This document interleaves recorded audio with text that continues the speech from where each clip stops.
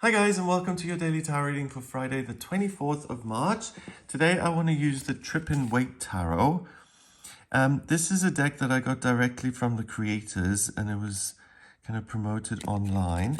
Let me just show you some of these cards. It's the original Rider-Waite, but like with a psychedelic theme.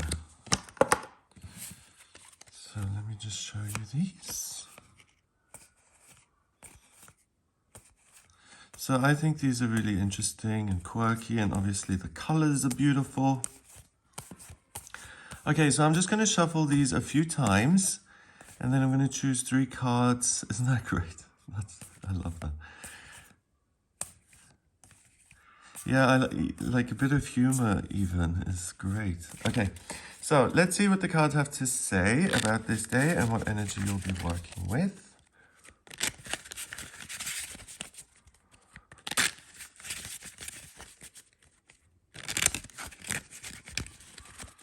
Okay, so first card is, let's see, the Page of Swords. Okay, that's an ability to have new ideas and to be teachable and receptive to kind of learning and education. Then we have the Hanged Man, a change in perspective. So that kind of says that something that you think you're 100% clear on, actually you may have got the wrong end of the stick. And if you reevaluate your perspective on things, you'll be in a better position in the long term, because according to the card, something isn't quite right here. And then finally, we have the World. And the World is a card that's about completion and transcending the self and being in charge of all the elements and realizing that you're a spiritual being having a human experience and that you've got all the power in the world and in the universe. So that's the final card in the Major Arcana, and by the time you get to the end of the Fool's Journey, you understand everything. So this whole process here of learning today is really, really important because it can get you to a place of greater self-acceptance and personal understanding and a sense of completion around who you are and who you want to be. Okay, so the Page of Swords is a court card. Court cards appear as characteristics or as people. So if this shows up as a person in your life, it's someone who is got a very youthful energy, who's interested in learning. There's a lack of experience, but there are these great kind of visions for what could be. The Page of Swords thinks big. He's all about ideas, communication, perspective on the world, and kind of gathering information in order to hone expertise and to become someone who is in a position of real knowing and therefore potentially authority and even power and influence. Swords is ideas. So the Page of Swords is the least experienced when it comes to exchanging ideas and learning and expressing himself. The Knight has some semblance of what's going on, but is extreme and can't kind of contain the energy. And the Kings and Queens are in charge of the element. So the great thing about the Page is even though he doesn't have all the information in the world, he's willing to research and to listen and to learn and to say, well, to humble himself and to say, I don't have all the information on this planet, and I'm willing to absorb it, and I'm willing to listen to people who have more knowledge than I do. So if it's a person that appears, you can trust that person to have the right intentions, but some of the facts may be off. And if it's a characteristic that appears from within today, which is what I think happens because of the connection with the Hanged Man here, it's be willing to change your perspective and be willing to learn something that you may not have considered in the past, or even at the very least to say, I may not always be right. Yeah, it's interesting, you know, because if you've been around for a little bit and you studied this and that, and you think, oh, okay, good ideas and this is great. After a while, certain things start to seem pretty similar, and I think it becomes less common for you to encounter a piece of information or for instance, someone's writing that absolutely inspires you and you're like, oh wow, I can't finish to read this or to watch this, and it's completely changing my whole perspective on the world and my life. So it's that kind of earth-shattering moment of this idea completely changes the way I see myself, and I'm willing to learn more about it in order to acquire more knowledge so that I can feel empowered. Next, we've got the Hanged Man. That's a major arcana card, same as the World. So these are the two big themes of the day. And the Hanged Man is a criminal who's been busted. And the townsfolk have said, up you go on the little wooden beam, hang there for a while, see the error of your ways, try to reform yourself, please, if you want to come down. And then we'll give you back your securities and you'll be able to live your life and to have your freedom. But no. The way you're doing it now is not working for us as a society. We want to intervene. And I think it's more about you're harming us more so than harming yourself. Okay. So the Hanged Man is in a timeout. He's kind of being prompted to say, listen, maybe I should live my life differently. When the Hanged Man is reversed this way, once he is reformed, once he gets the message, he's got this enlightenment around his head. So that's what's been missing. He hasn't seen the impact of his own actions or what he's doing may be incorrect. Once he's stopped and his security, here the legs form the number 4. 4 in numerology is structure and security.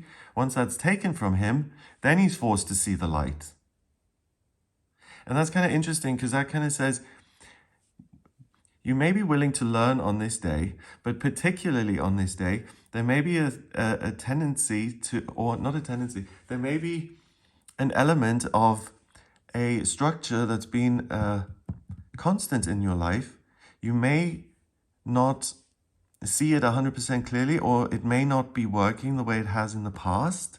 And that kind of pushes you to reconsider it and to see, hey, maybe I'm doing something wrong here. I think that's the key thing, just to have that willingness to say, hey, maybe I've got the wrong end of the stick. Maybe I misunderstood something. Maybe I didn't quite get it. That's the key here to really achieve a sense of completion and contentedness. And yes, everything in my life is fine and hunky-dory. So this card, being upright, is prompting you, hey, take a moment to really reconsider the securities that you've got in your life, what you take as set in stone, what your truth is, and whether that's 100% on point. I mean, I don't know about you, but I'm not 100% on point about the things I think are right and wrong all the time. And the best moment, I think, in life is when you encounter someone or something that really surprises you and makes you question your own perception of the world. And it's like, oh, maybe it's not all this, and maybe I shouldn't generalize because this is totally different. And also what I'm noticing now is this beautiful this butterfly effect on the back.